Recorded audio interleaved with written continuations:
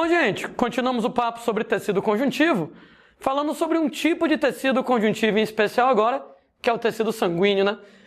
Tecido sanguíneo, ou simplesmente sangue, ele vai ser um tecido conjuntivo, caracterizado por apresentar uma substância intercelular.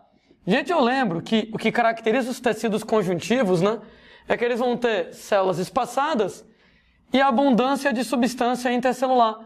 E o tecido sanguíneo é desse jeito, por isso que ele é um tipo de tecido conjuntivo. Apenas o detalhe é que no tecido sanguíneo, essa substância intercelular, ela é líquida e ela não apresenta fibras proteicas. Então não tem aquele lance de fibras colágenas, fibras elásticas, fibras reticulares em relação ao tecido sanguíneo. Então o material entre as células é líquido e não tem fibras proteicas. Na verdade, moçadinha, o sangue, ele apresenta dois componentes. Quando a gente fala, moçada, em dois componentes, nós vamos ter, número 1, o plasma, onde o plasma ele é a parte líquida do sangue. Essa parte líquida do sangue, gente, ela vai ser constituída basicamente de água, sais minerais e proteínas. Sendo que quando a gente fala nessas proteínas do plasma sanguíneo, destaque para 3 tipos de proteínas mais importantes: albumina, fibrinogênio e imunoglobulinas.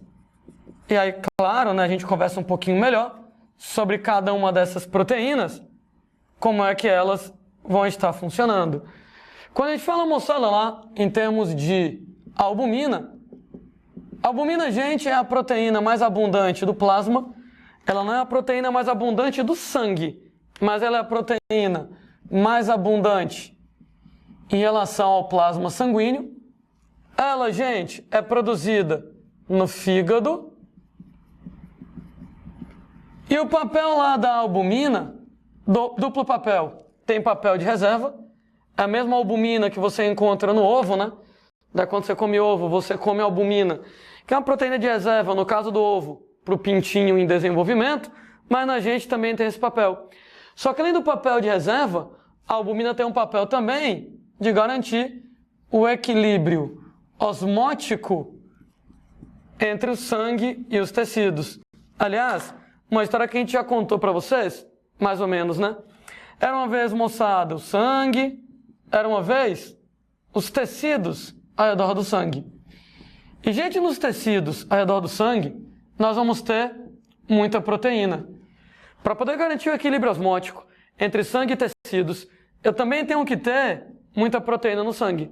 E aí, nesse caso, essa proteína que eu tenho no sangue, ela vai ser exatamente a albumina. O resultado, como eu tenho muita proteína, albumina no sangue, muita proteína no tecido, fica isotônico, concentração igual, e o resultado que nós vamos garantir o equilíbrio osmótico, né?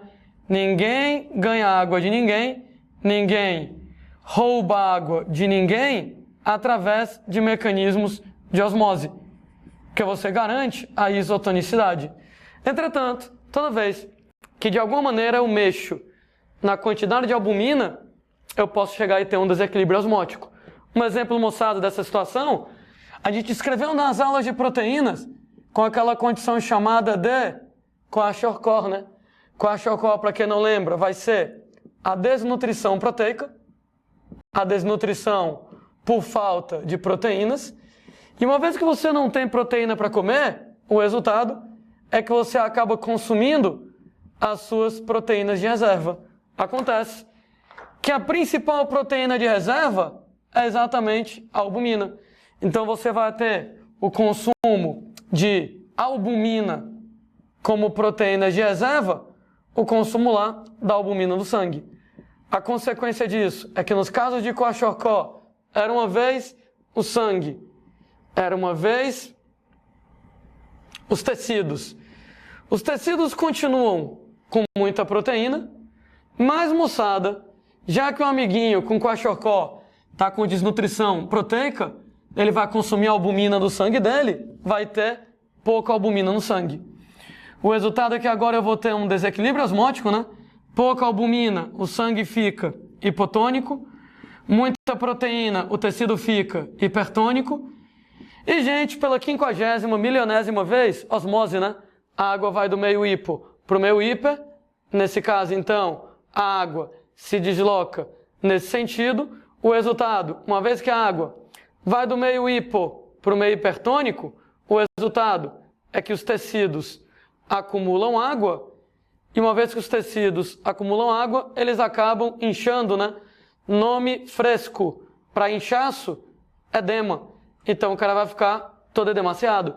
Até comentando que um dos efeitos do Kwashiorkor é que o cara que tem Kwashiorkor de nutrição, ele fica meio magrinho, mas ele fica inchado, né? Ele fica desnutrido, mas ele fica inchado, porque nesse caso, pela falta de albumina, você perde esse equilíbrio osmótico. Então você vai ter lá um quadro de desequilíbrio osmótico, vai do meio hipo para o meio hiper, acumula água nos tecidos, os tecidos eles acabam inchando. Isso aí, moçada, é um exemplo. Mas tem outros exemplos de situações que podem levar a isso. Porque eu estava comentando com vocês que, por exemplo, a albumina é fabricada no fígado. Daí, moçada, se você vai lá e, por exemplo, tem problemas no fígado, lesões hepáticas, exemplo de alguma coisa que pode levar a lesões hepáticas. Ora, alcoolismo, né? Alcoolismo crônico, nesse caso.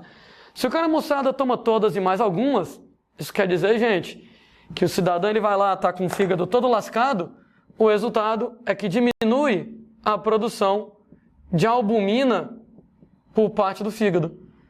No que diminui a produção de albumina, cai a albumina no sangue, continua a proteína no tecido, a albumina que pouca fica hipotônico, proteína que muito fica hipertônico, a água vai do meio hipo para o meio hiper, tecidos acumulam água, inchaços, edemas.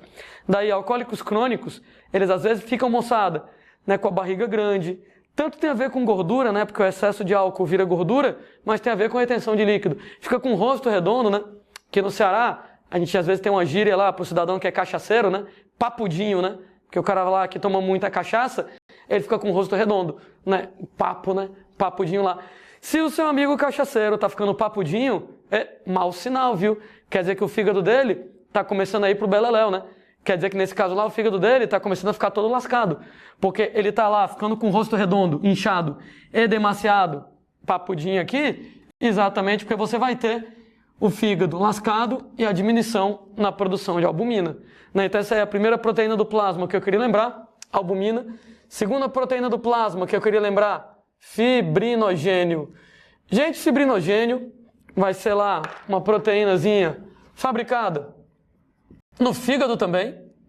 Então o fígado também fabrica o fibrinogênio, sendo que o fibrinogênio ele tem um papel de coagulação sanguínea. Ele se transforma em uma outra proteína chamada de fibrina com o papel de coagular o sangue. Já já a gente conversa melhor sobre coagulação sanguínea e fala como é que o fibrinogênio forma fibrina para poder coagular o sangue e evitar que você perca sangue no caso da ruptura de um vaso sanguíneo. E nós temos ainda as imunoglobulinas, sendo que imunoglobulinas também são chamadas pelo nome de anticorpos, né, gente? E as imunoglobulinas anticorpos, elas são fabricadas em células do tecido conjuntivo. Eita, e aí? Quem está lá com a memória em dia, né? Lembra da aula de tecido conjuntivo. Qual é o nome do tipo de célula do tecido conjuntivo que fabrica os anticorpos, né? Pessoal lá, né, do Enem, talvez até para eles seja interessante lembrar isso, que é um nome muito importante. Pessoal do vestibular tradicional, nem se fala. Essa célula, moçada, se chama de plasmócitos. Então, os plasmócitos do tecido conjuntivo são exatamente, então, as células do tecido conjuntivo que vão fabricar os anticorpos. E os anticorpos, né, moçada? Proteínas de defesa. Nas aulas de sistema imune, a gente conversa com mais carinho sobre como os anticorpos eles vão trabalhar. Quer dizer, então, que o sangue tem dois componentes. Primeiro componente plasma, a parte líquida do sangue, água, sais minerais e três proteínas principais: albumina, fibrinogênio e imunoglobulinas anticorpos. E o segundo componente, moçada, do plasma, diz respeito lá aos chamados elementos figurados. O segundo componente do sangue, né? Para ser mais preciso. Os elementos figurados. Então, o primeiro componente do sangue é o plasma. O segundo componente do sangue são os elementos figurados. E os elementos figurados, gente, eles são a parte particulada do sangue.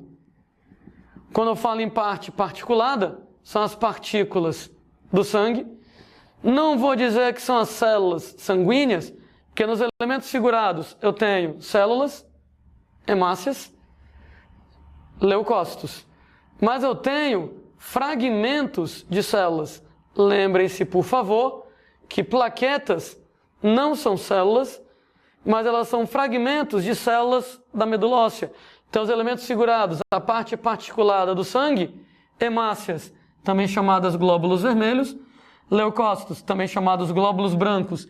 Esses dois aqui são células, mas a plaqueta não chega a ser célula. Fragmento de um tipo de célula, chamado de megacariócito, que você tem lá na medula óssea. Todo mundo, claro, já fez exame de sangue, e todo mundo já notou que quando você faz o exame de sangue, o cara coleta teu sangue, coloca dentro, moçada, lá, de um tubo de ensaio, e no que ele coloca a gente no tubo de ensaio, ele coloca a gente isso numa centrífuga, né? Não sei se alguém já notou isso, né? Às vezes o cara vai lá, tirou teu sangue, bota no tubo de ensaio, já bota na centrífuga, e a centrífuga, uma paradinha que fica rodando. Essa centrífuga, gente, essa paradinha que fica rodando, ela tem dois papéis, né? Toda vez que o sangue para de circular, ele coagula espontaneamente.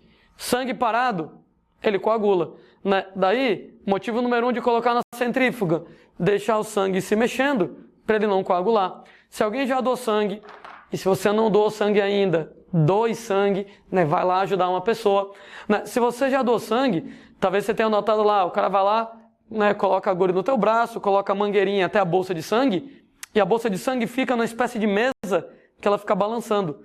Essa mesa fica se mexendo, jogando a bolsa para um lado e para o outro, para um lado e para o outro. A bolsa se mexendo. Por que isso? Porque se o sangue parar, ele coagula espontaneamente.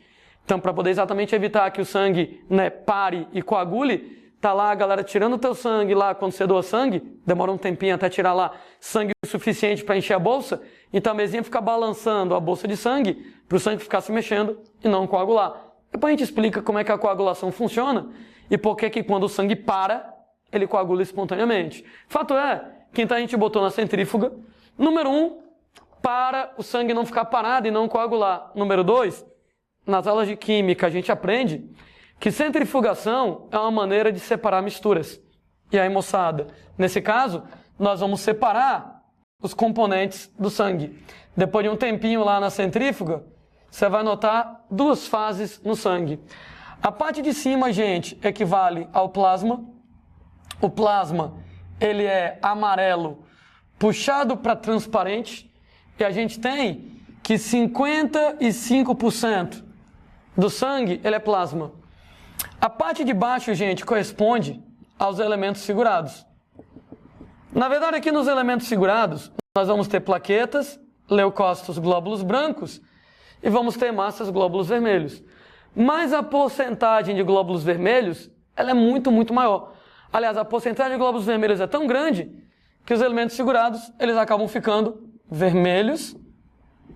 Apesar de ter plaquetas, que são incolores, apesar de ter leucócitos, que são incolores, puxados para branco, entre aspas, glóbulos brancos, os elementos figurados, eles são vermelhos devido ao nítido predomínio, ao predomínio absurdo de hemácias que são vermelhas, glóbulos vermelhos.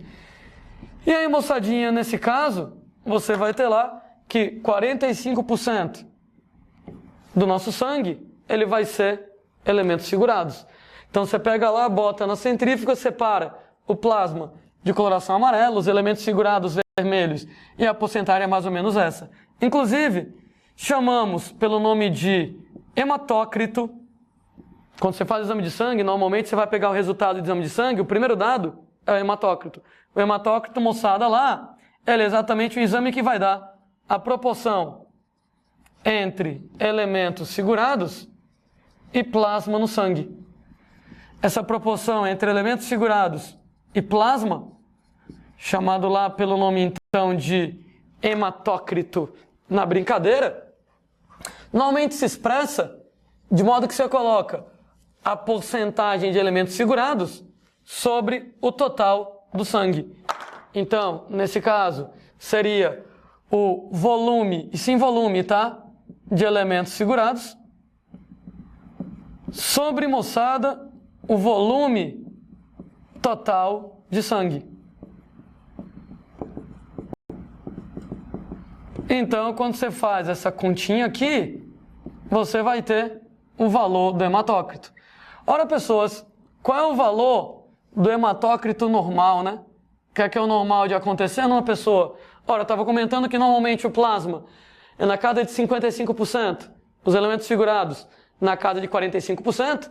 Então, se você pega o volume de elementos figurados dentro do volume total de sangue, o hematócrito, normalmente, na casa de 45%.